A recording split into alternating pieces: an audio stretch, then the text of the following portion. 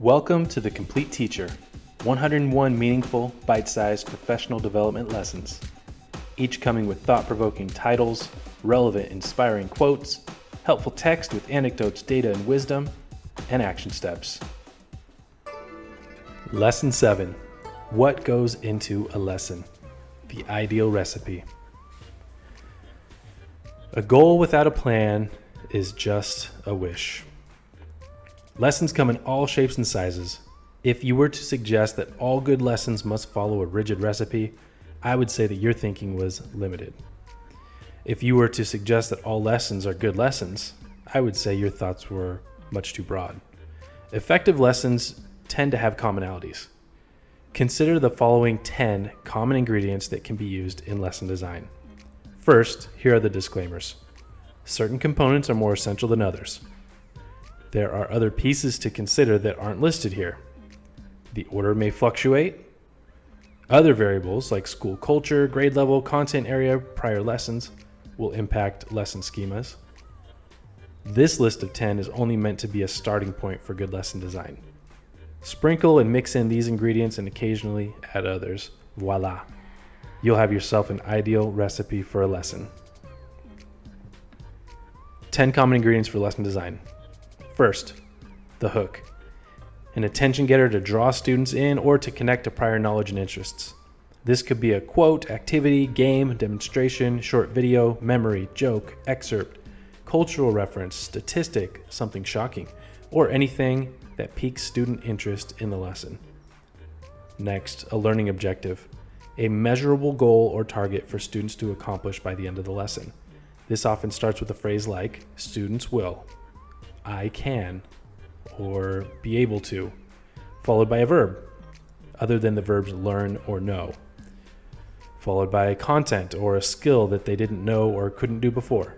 For example, students will determine the correlation between weight and speed by measuring falling objects, or I can justify my position by using evidence from the text. Then we have the main idea. That which your students should focus on or come away with, the big picture for the lesson.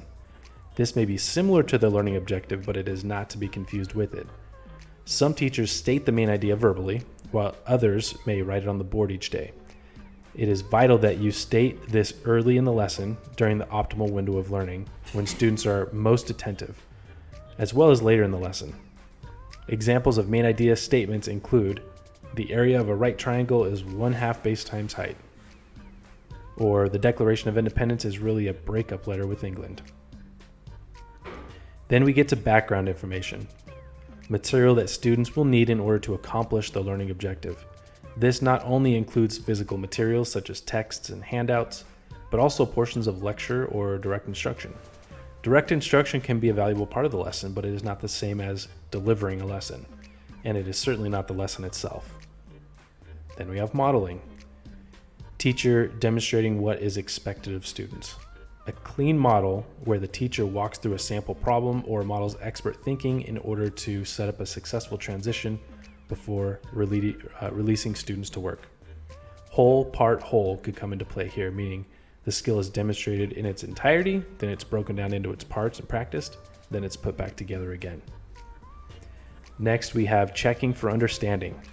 Systematically measuring whether students are getting it or are ready to move on.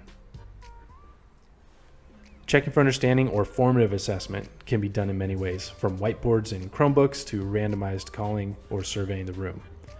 Then we have gradual release of responsibility, the transition from teacher control to student control of the responsibility of the lesson. Typically, gradual release of responsibility can go from a teacher model to group work to partner work to independent work, checking for understanding at each step. Content could also increase in complexity at each step. Then we have independent practice, the portion of the lesson where students are applying skills or knowledge to complete tasks without direct teacher support. To use math as an example, this would be a time when students demonstrate knowledge or skills to complete problems on their own. If checking for understanding and gradual release of responsibility are done well, students will be successfully practicing skills and applying knowledge on their own. Then we have assessment, measuring student knowledge, skills, or accomplishments. Lessons won't always need formal assessment like a quiz, test, or exam at the end. Assessing students can be done informally as well, depending on your needs. Formative assessment should be taking place throughout the lesson. And finally, we have closure, revisiting the goals for the lesson, for example, the learning objective and main idea. This might include an additional checking for understanding or task for students to complete, such as a quick write or an exit ticket. Action steps. Consider your basic lesson design. Is there something major missing in your recipe? Introduce or reintroduce important elements to your next lesson. Do you regularly address all of these elements? Pick one to improve on this season. Need a copy of all the Complete Teacher lessons on slides? Looking for an e-reader or physical copy of the Complete Teacher?